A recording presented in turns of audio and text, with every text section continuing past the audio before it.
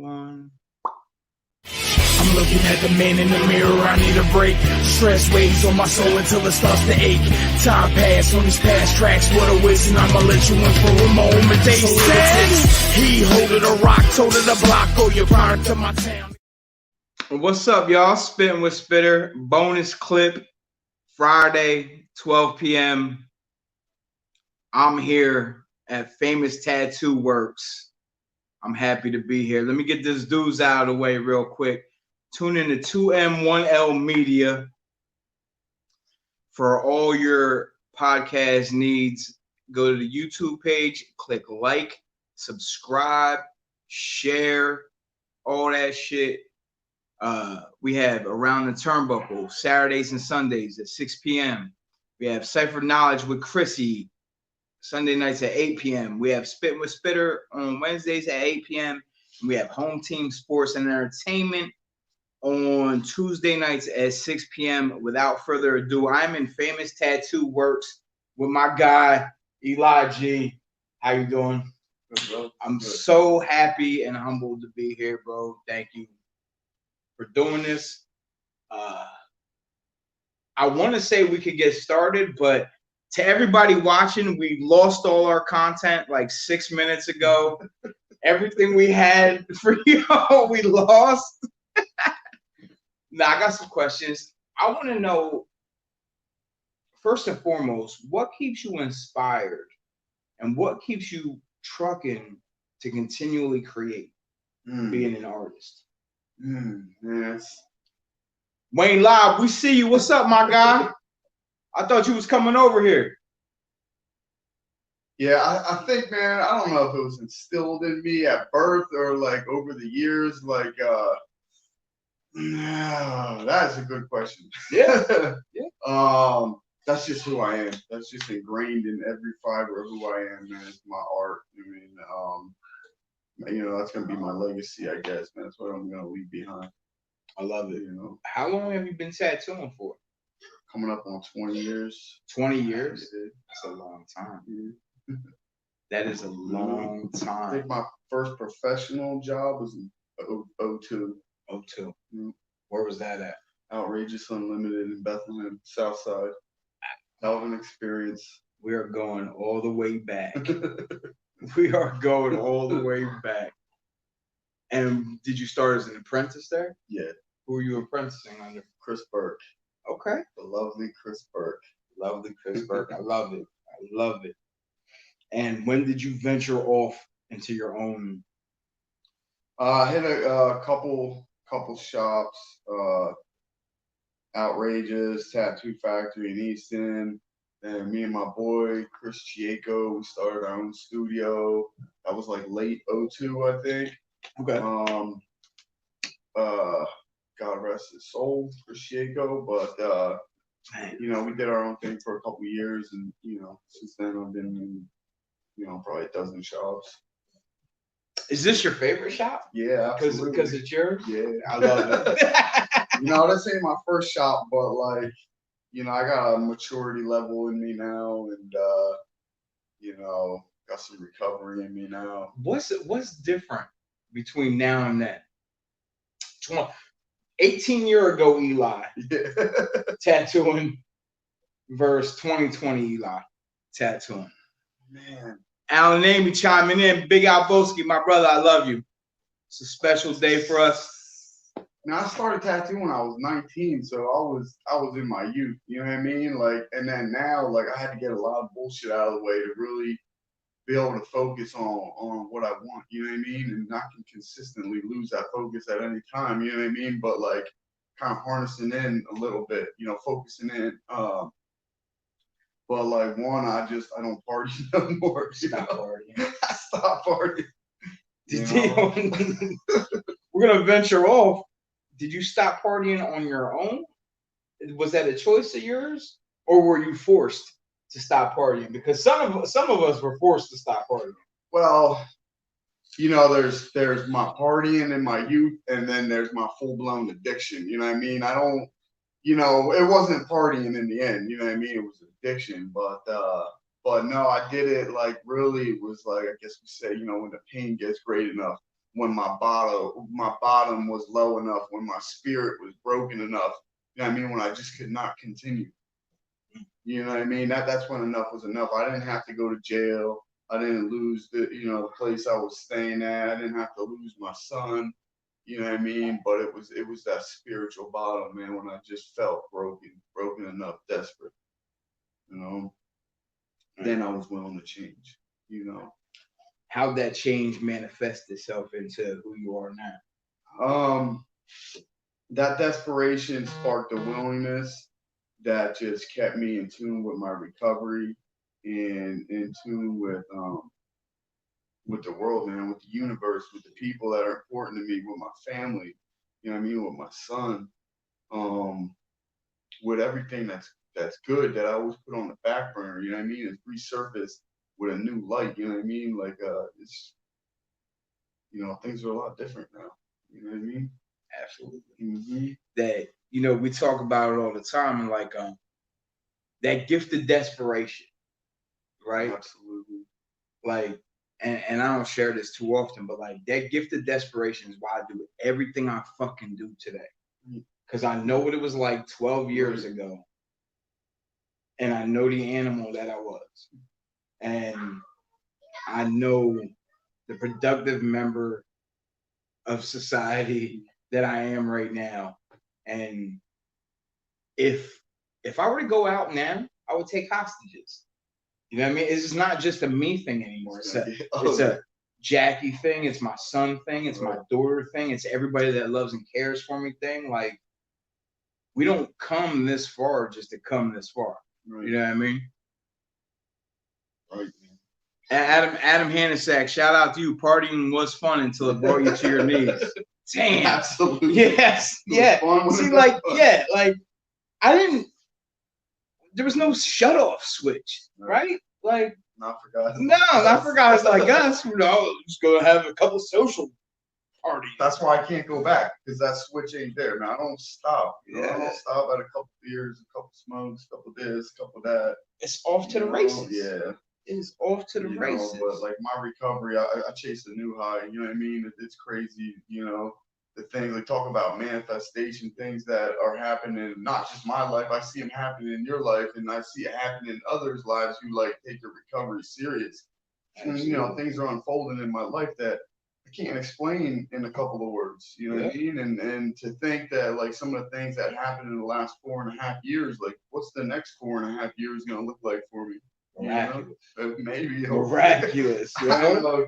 God's got some things. We got some comments coming in. Hey, yo, real fast, if y'all are watching this, if there's a share button around there so you can share this shit to your friends, share that shit. Jennifer Jenkins chimed in and said, "You are an even sexier bitch now, Eli. So proud of you. You're a different man." Jen, thank you. Salute to you for boosting his ego. I love it. I love it. Now, I could tell you a story that there was one time you were tattooing.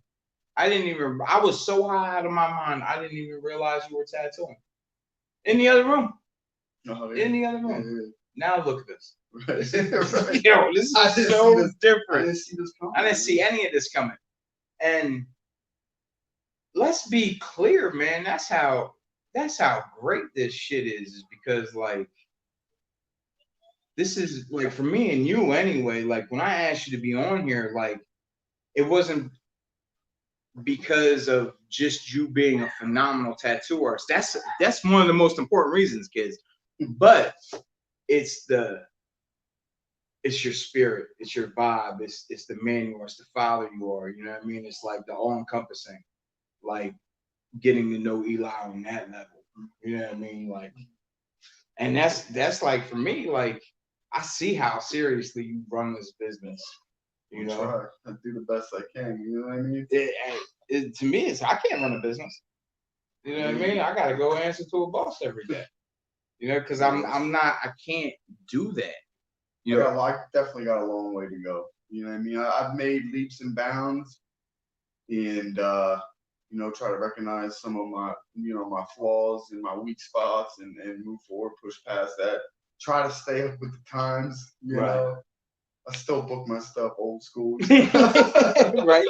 So, what is the craziest tattoo story, the craziest client you ever had that just went off the fucking rails, batshit haywire? What happened? I mean, I've had to throw people out of the shop. Well, I mean, hell, I had to throw that guy out here the last time I was. That's right. Y'all got some change. Yeah, like, bro. No, I don't have change. You have $1? I don't know. I can't. I got a story that comes to mind, but like, is it allegedly? Can we not mention names? I mean, it's the craziest tattoo I did. He's gonna hear me telling the story and then be like, "What the fuck?" Oh no, we don't need that. Because I know the story.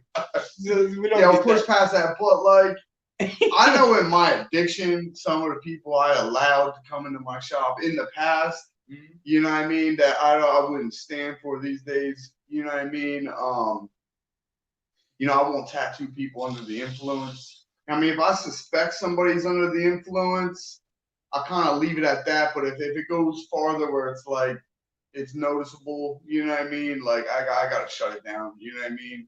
And I might not even tell them why I'm shutting it down. Say, I got an emergency. I got to run. I got to close shit up, you know what I mean? But I'm not going to be liable and, be put in that position. And that actually happened here recently. A really good friend of mine, came through and I had to throw him out of my shop. Unfortunately, man, I love him to death. But, that happens, man. Sure. Man,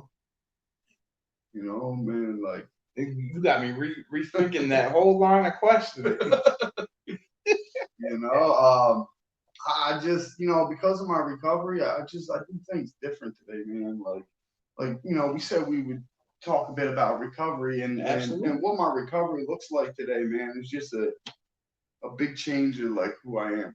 You know what I mean? Like, I'm the same guy. I still like rap and punk rock and hardcore and that kind of shit. And I might, we might talk some stupid shit amongst each other, but like in the public eye, I try to be different. You know what I mean? I try to have some integrity in my life. Principles that, some people, we don't hear about these principles, living like an honest type of life. You know what I mean? I tell people all the time, like, how you see me, like, here with you is how, let me fix this. There we go. Is how you'll see me outside of here, how you see me coaching. And for me, that's the integrity piece. How I am in these four walls is how I am everywhere else. You know what I mean? I mean, don't get me wrong. Like, these principles that we have has afforded me the opportunity to make some boundaries for myself. So, like, if your vibe isn't cohesive with mine, I'm okay with not being around you. You know what I mean? We got some comments coming in. Goodness. TJ, I think you should tell everyone again how important your mom was in your recovery. You gave me so much hope for my son. Maybe sharing you can reach that one mom like you did for me. Blessed every day for your spirit and hope you gave me. Sheesh. That's the question.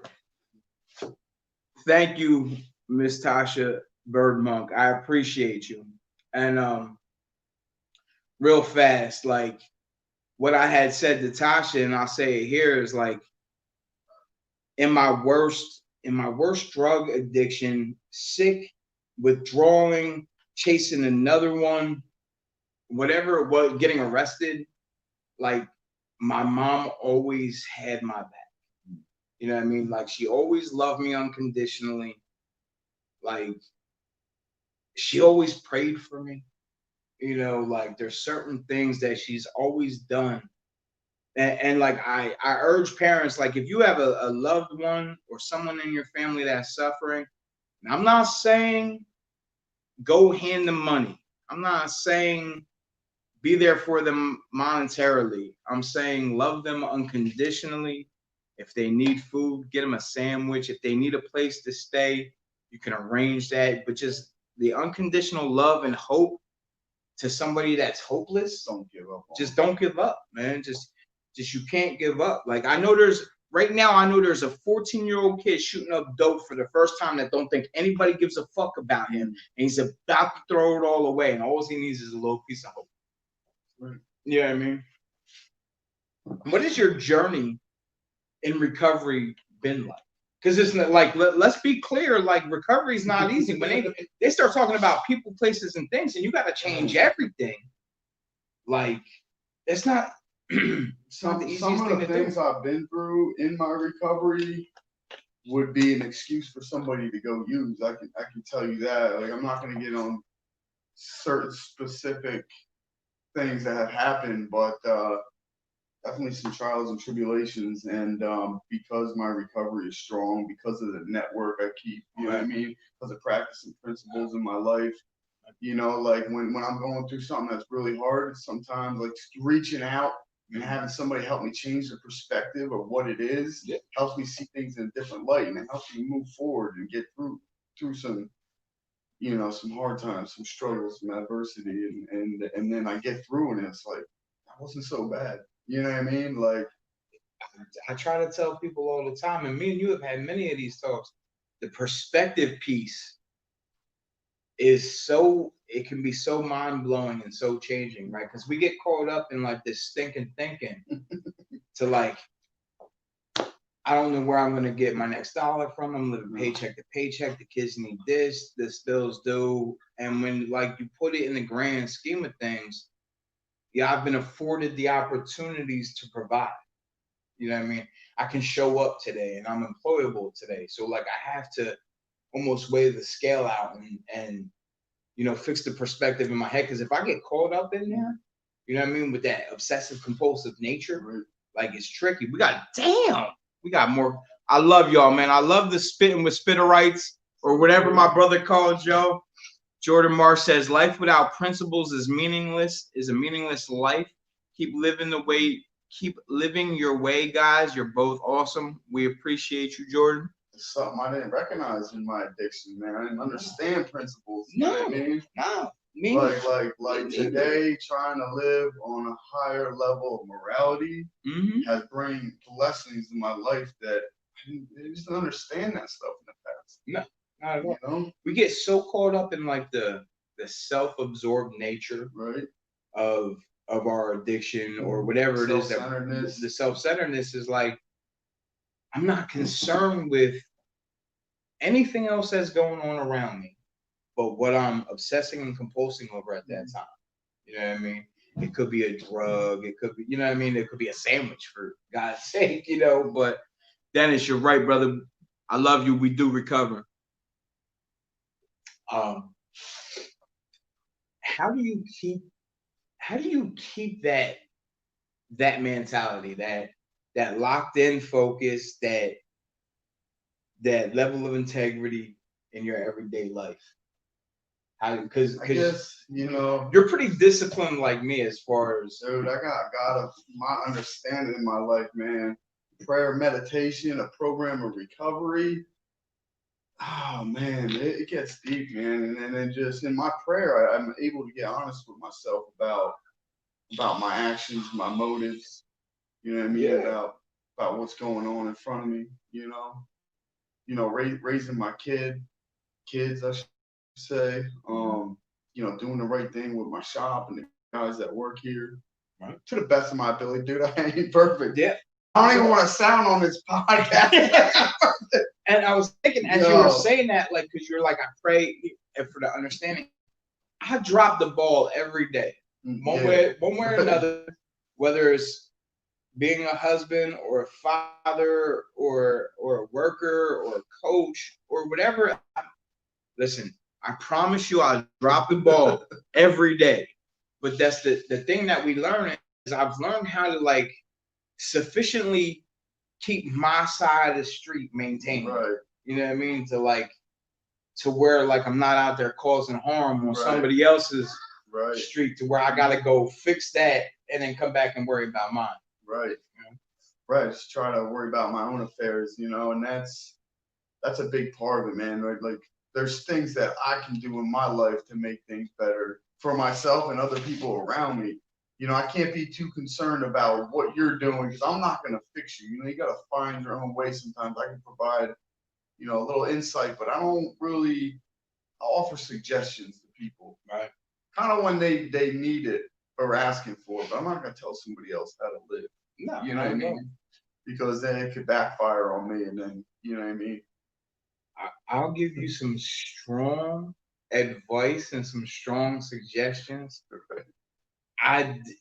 If you choose to listen and take that, that's on you. You know, but I'm really with the boundaries. If I see you're in that insanity cycle and you continually doing the same shit over and over again, you're expecting different results. I don't know how much I can help you. You know, like, and I'll pray for you. I love you from a distance. You know what I mean? But like, they say you can bring the horse to the water, but you can't make them drink it. You right? know? Exactly. You know? Exactly. Like this is like I'm sitting here, right, and I'm talking to you, and it's like whatever we believe in, right, and like it's here because I could feel it. Right. Like that vibe, that energy, that good energy is here. I didn't start off with a great day, but God damn it, that switched fast. Yeah, plus the fact we was talking shit for like an hour before this even started. Like I said, we ruined all the content. Yeah, chewed up all the good material. What can I segue into what we were talking about last night? Sure. You're also a Freemason. And I don't know if a lot of people know that may be a Spittin' with Spitter exclusive. Can you talk about what that's? And for those that don't know, maybe give a brief description of what that is. Sure. I'm a Freemason. It means my brother in a Masonic lodge. You know, also known as, you know, an ancient fraternity. In America alone, we got about, was it 2 million or 4 million members? But you know, we're a fraternity that we're active in the community. Yo, one second. I didn't mean to cut you off. James, we're here, bud. We're waiting for you. Okay? This is about to get juicy. I'm gonna be here for a couple hours because check this out. When we're done shooting this shit, he's gonna tattoo me. I may post a picture, but you could catch us on our IGs afterward. We're gonna be on there. But come on, James, we're waiting for you. Back to you. Now, as far as the Freemasonry goes, I'll just give a brief insight on how I became a Freemason. 2013, you know, it was one of those moments where I was doing good in my life. I was sober, you know, and certain things drew me to Freemasonry, which is basically the allegory behind it, the symbols and the meanings behind the symbols. As a tattoo artist, I get reference books. Right. So I'm at Barnes and Nobles and I see this thing on Freemasons and it caught my eye. You know, some of the symbols were like skulls and coffins, and I was just intrigued by it, you know. Right. Plus, it was on the clearance rack. Yep. I mean, like, this is good tattoo. Let's go. So I picked it up and I started reading it, and I'm like, this is cool shit. But I still didn't know any, you know, much about it. And long story short, I met a brother Freemason. We weren't brothers at that time, but he saw through a conversation that I was intrigued by it, and then I wanted to know more about it. So that was kind of like my invite into the lodge. And you know, you had to petition the lodge to become a member.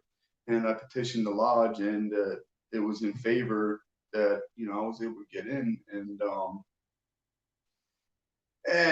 you know, being a brother in the lodge, I had to do to become a master mason, I had to do 3 degrees, you know, stay active with it. And now, like, especially in my recovery and being active in the lodge, I find that it's like definitely one of the highlights of my life. You know, being in a lodge, being amongst brothers who are consistently trying to better themselves. You know, it's basically one of our mottos as Freemasons is, we make good men better men. You know what I mean? So actively incorporate principles in our life and you know, through charity, helping others. So many, I feel like I'm on the spot. You know what I mean? Oh, you are. You are on the spot. I'm currently like a non-elected officer in the lodge, so I play a role in the lodge. And now I can't really talk about what we do in the lodge, but you know, you can find a lot of information online if you're curious about what goes on in the lodge. But or what more about what Freemasonry is about, I should say. Shout outs to you, Chrissy Cypher Knowledge. She says she loves their charity work. Yeah, absolutely. We're part of the community. We help, we donate to charity.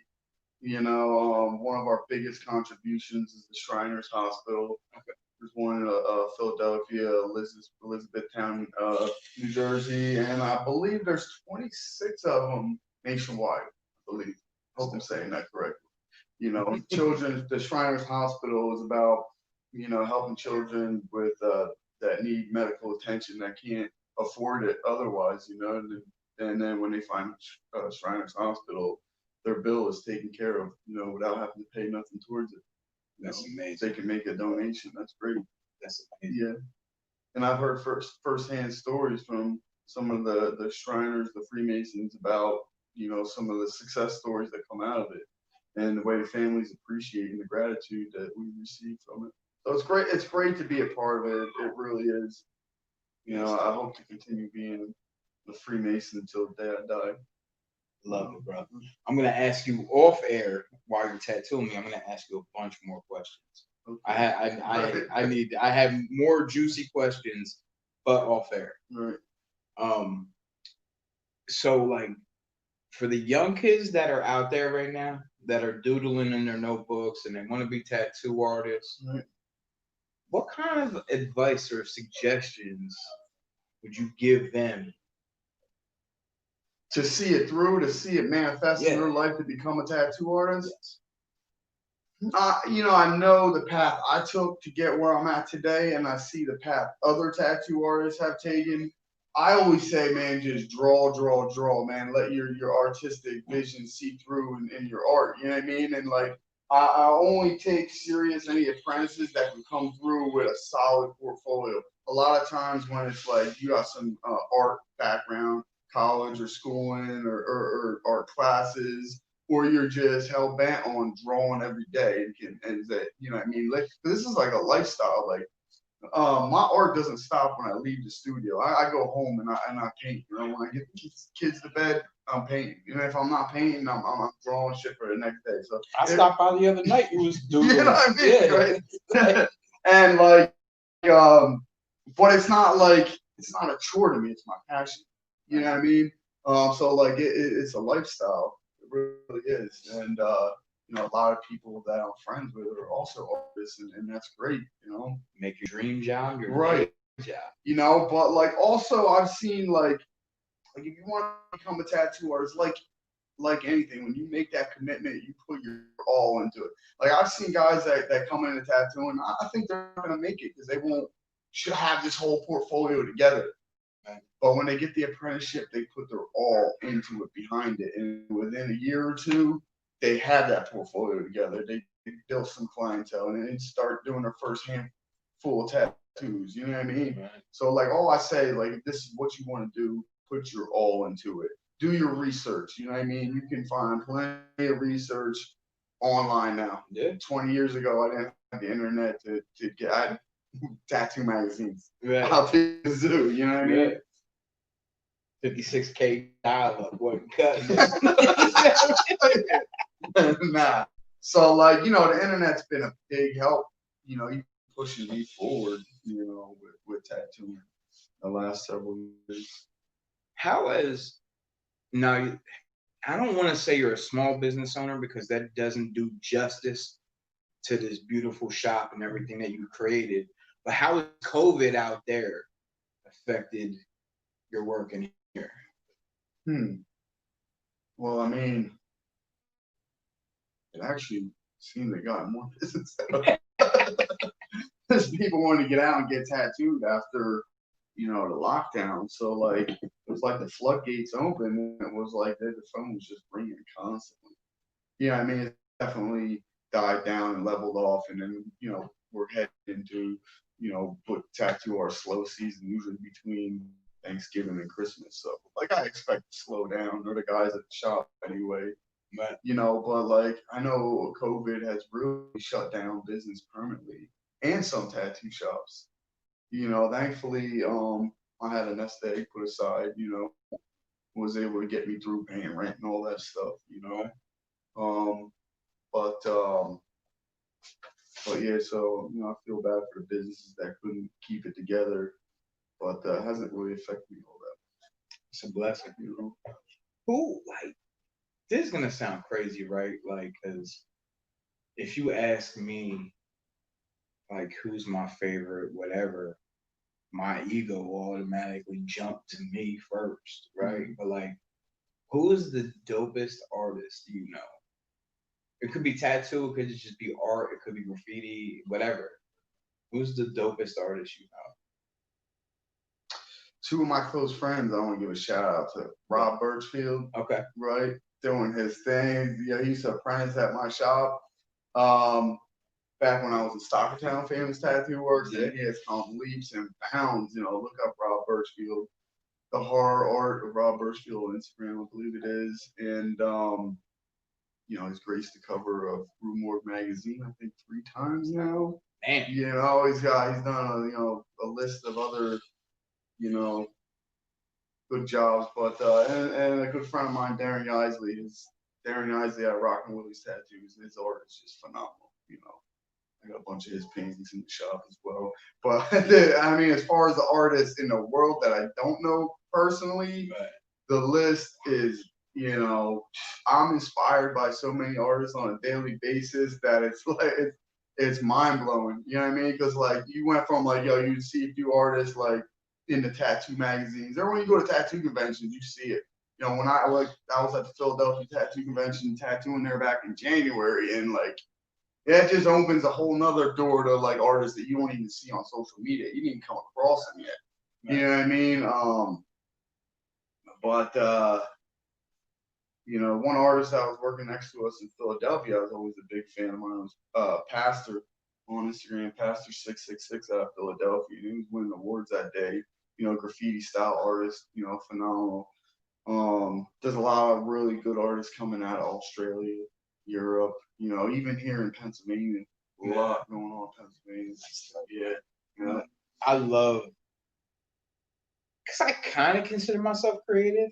You know what I mean? Like, I guess, like, what I do with music or what I do with this or whatever, like, you know what I mean? To keep the creative juices flowing. But I love, like, because I can't draw. I can't sketch shit. It's horrifying. Like, my daughter's a phenomenal drawer. She's like, I did this in 5 minutes, Dad. I'm like, this shit would have took me forever.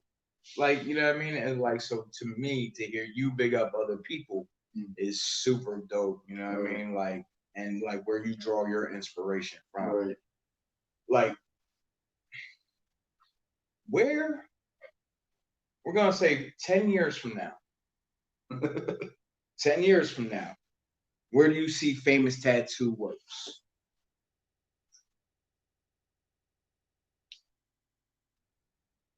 So crazy, man. I try to live in today, Exactly. Me too. We live the same, almost identical program. So it's like, yeah. It's hard to say. Like, I know, like I've already said before, man, I'll tattoo till the day I die, physically willing and able to tattoo. I'll tattoo. Like, I don't see me. I mean, I would probably have to slow up in sometimes. Then I believe there's some other important things I want to do with my life. You know what I mean? And my family. So like the pace I'm at, I'm not going to continue that. I think my pace is even going to go stronger for some time. You know what I mean? But I think it'll level off. Hopefully, Famous Tattoo Works has, another location, maybe even multiple locations. But I want to build like a chain of Famous Tattoo. No, not a chain. I would never go with a chain. No, I would never go with a chain. Too much, man. Like, honestly, like, like one of the things, like I was saying, like, what if you want to become a tattoo artist, you got to put your all into it. Absolutely. I was just telling somebody in the shop yesterday, man. Like, one of the things I want to do outside of tattoos, I want to learn to fly. Like I want to get my pilot. Wow, that's surprise to some viewers, but yeah, Eli wants to learn to fly. I want to learn to fly, and I want to have my own small plane at some point in time, but I know when it comes to that, it's like, man, I got to put my all into that.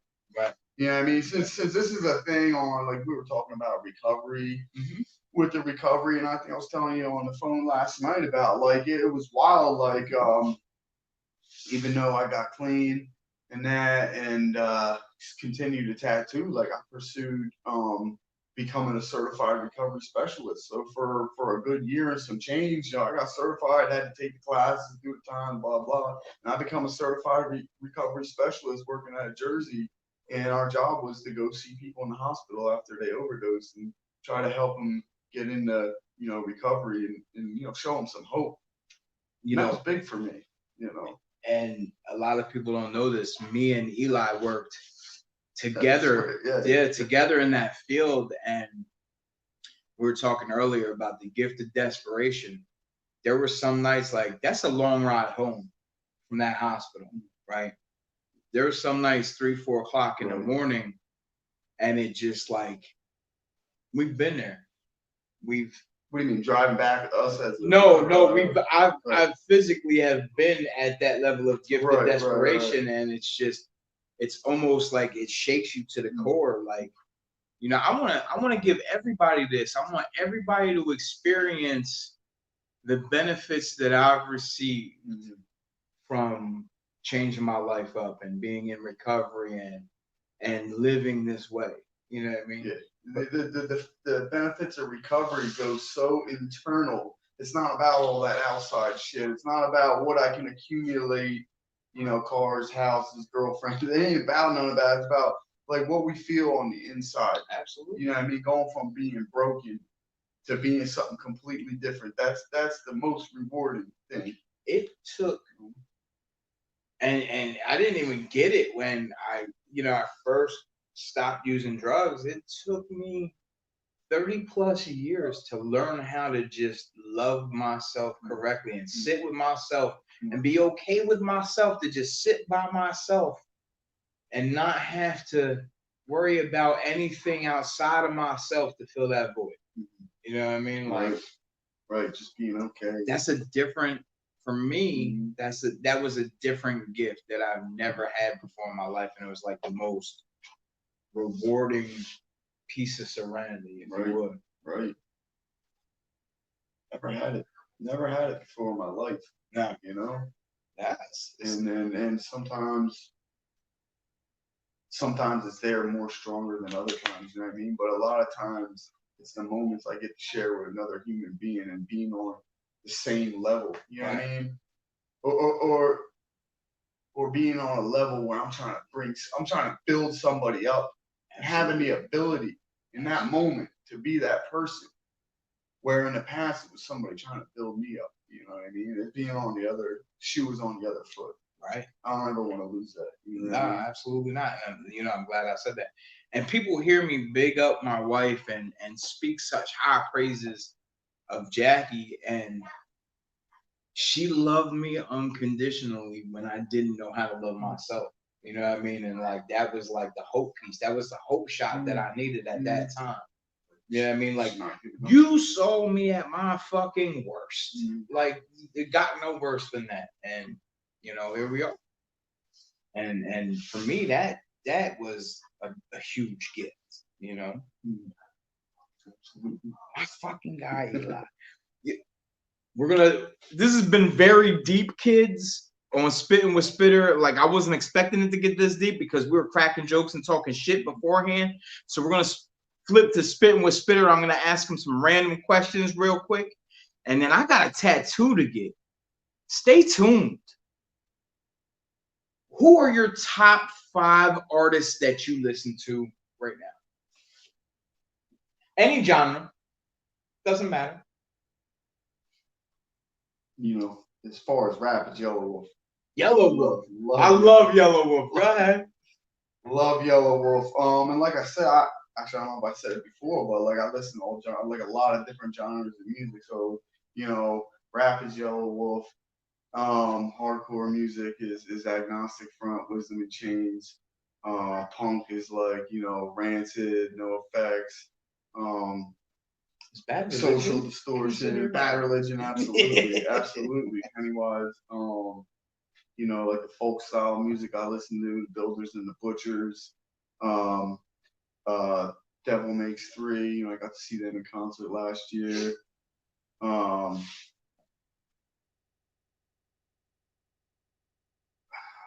What other genres? No, I listen to pop music. Yeah. Classic rock. Yeah, absolutely. 80s sometimes. Absolutely. You know what I'm saying? I'm gonna throw out some names for you, and you have to answer with one of the names I throw out. Tupac or Biggie? Tupac or Biggie? I need Eli's answer. I grew more to Biggie. Yeah, I grew more to Biggie, but I like Tupac's spiritual.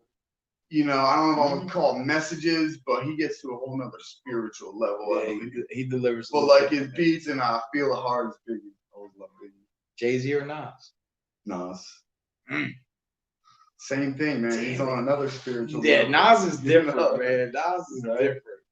We have these conversations all the time. But real fast.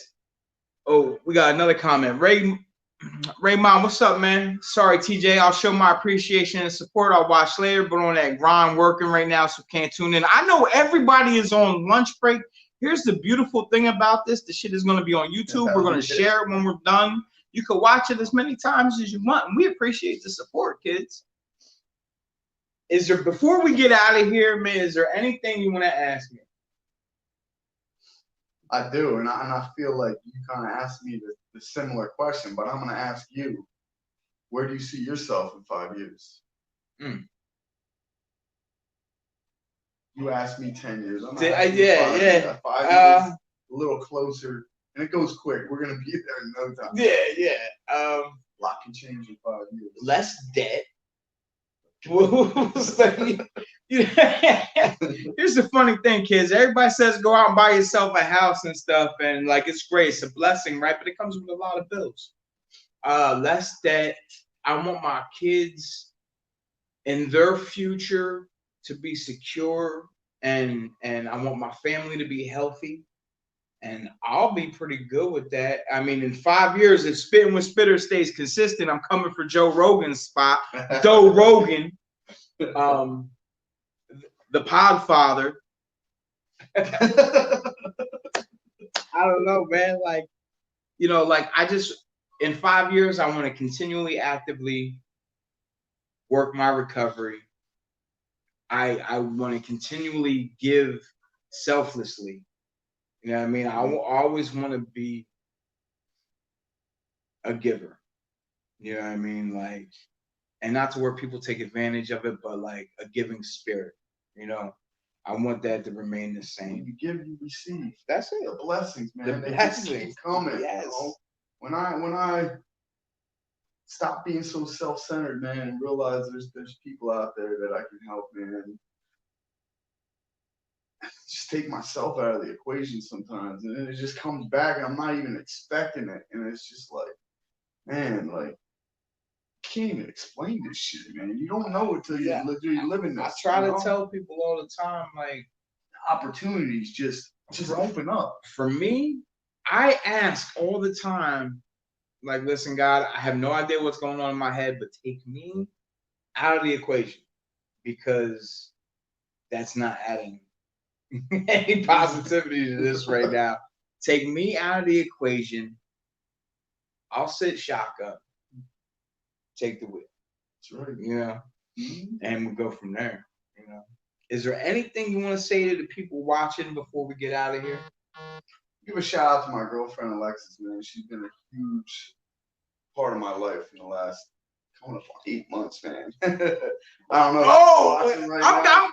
No, I think she deserves a shout out, man. She's been a big help. She's wonderful. I love her, man. And you know, that's another blessing in recovery, man. Like, I was able to let that in, man, and know it's a positive thing. You know, because I've had a lot of fucked up relationships. It's different. You know, when you have a great relationship, it's different. Like, when your spirit is filled that way, it's different. Like, if me and Jackie are beefing, my whole day is fucked up. Right. It does not matter. I walk outside, I drop my drink, I drop my vape, there goes my whole day is shot. Right. You know what I mean? Like, and apparently Jackie is watching, so she had just asked, what are you getting on you today, TJ? I'm getting a tribute piece To my beautiful wife on my arm. I don't got that much skin left, but she's getting the rest of it. I mean, she already got all of me, but she's getting the rest of it on my arm. And when it's not so bloody and things of that nature, I'm gonna show it off. Post it up. We're gonna post it up. But Jackie, if you're watching, I know I'm not supposed to cheat, but I sure could use a sandwich at some point. I'm starving. I'm gonna be here a while. Code alert 9/11 rainbow, whatever. We're off the rails.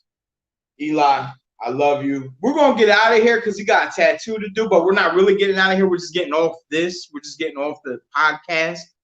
But check this out, man. Tune in next Wednesday night. I got a special guest for you. Tune in Saturday and Sunday night to Around the Turnbuckle at 6 p.m. Tune in to Cypher Knowledge, 8 p.m. Sunday night with Chrissy. Tune in 6 p.m. on Tuesdays, Home Team Sports and Entertainment. I tell you like this, if you stay ready, you don't have to get ready, right? Take that with you.